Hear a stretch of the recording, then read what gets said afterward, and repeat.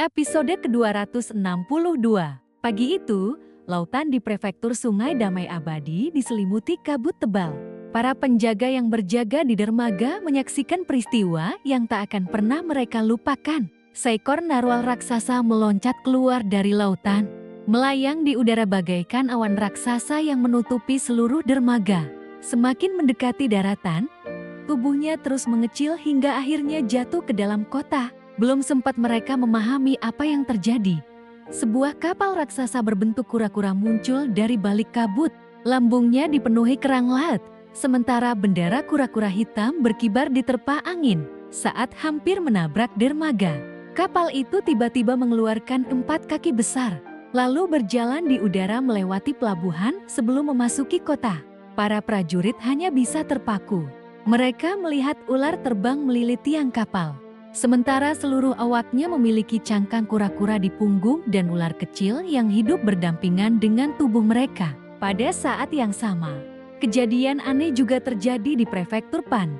Ribuan kolam yang terkenal sangat dalam mendadak mengering seketika.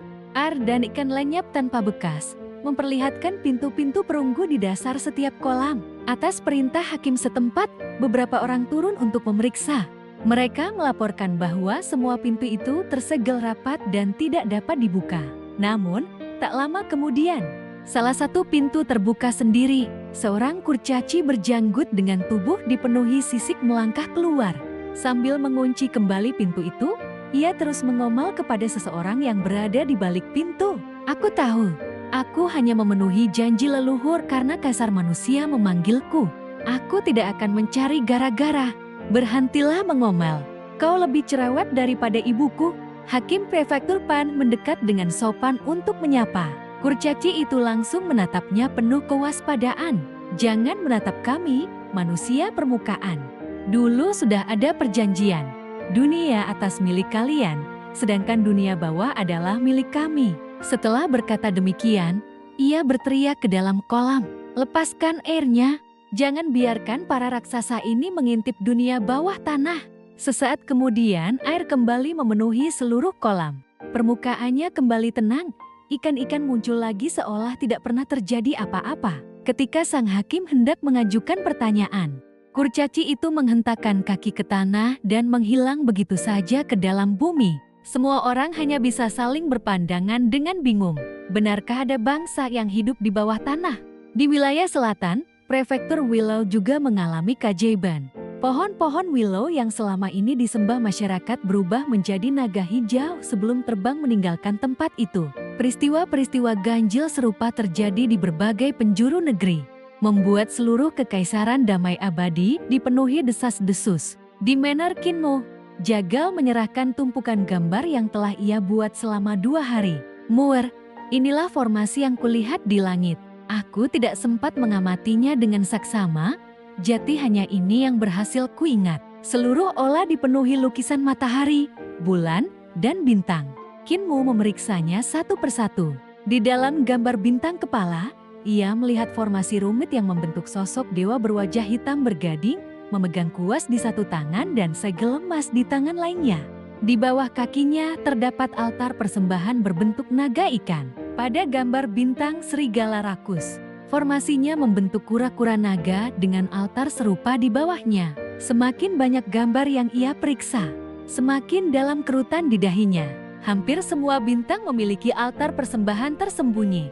Sementara bagian tengahnya membentuk sosok dewa atau iblis. Untuk apa semua altar ini? Pikirnya, bila tujuannya hanya menjaga cahaya matahari, bulan, dan bintang buatan di langit, formasi seperti itu tidak perlu dibuat serumit ini. Altar-altar tersebut justru mengingatkannya pada altar pemanggilan Raja Iblis Dutian yang pernah ia gunakan. Darah Kinmu terasa membeku.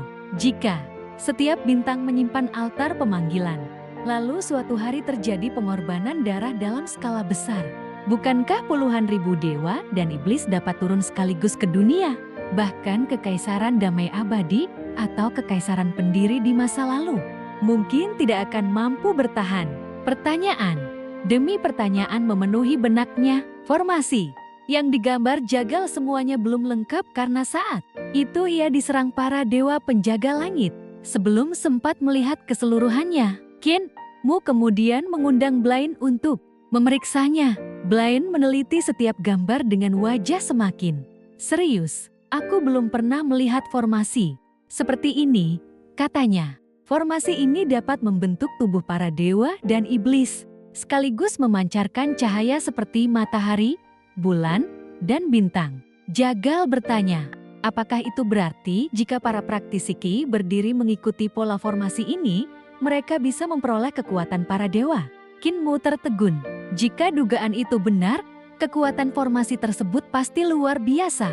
Namun Blaine menggelang. Masih ada kemungkinan lain. Ia keluar dari aula, menatap langit, lalu berkata perlahan, mungkin setiap formasi ini sebenarnya adalah jalur sirkulasi Qi para dewa dan iblis.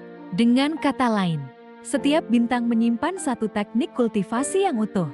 Jantung Qin Mu berdegup keras. Setiap bintang adalah satu teknik dewa. Lalu berapa banyak bintang yang memenuhi langit? Bukankah itu berarti ada puluhan ribu teknik dewa dan iblis tersembunyi di atas sana? Teknik tertinggi Dao Sekte, biara petir besar, dan Heavenly Saint Cult sudah dianggap sebagai warisan yang mampu melahirkan dewa.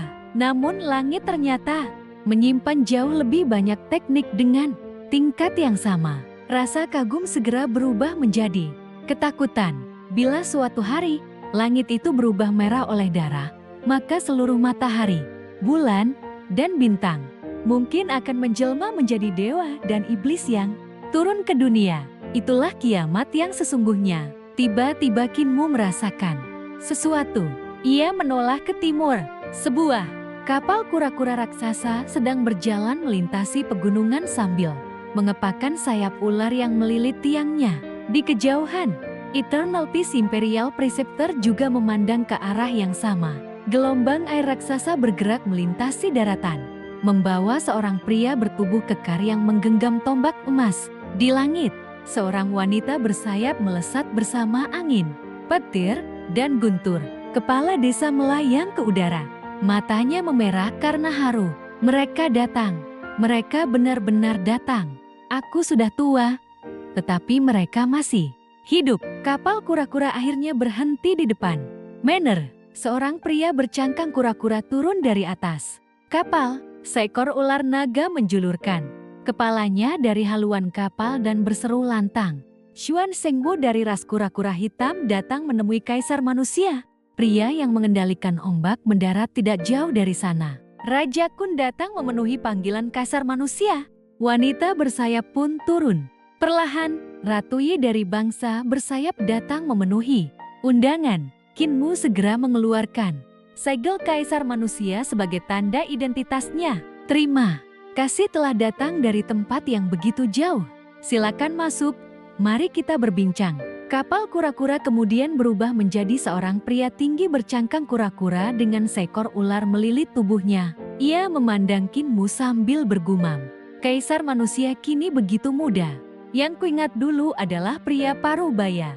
Raja Kun tertawa pelan. Kaisar Manusia yang kau kenal mungkin sudah lama meninggal.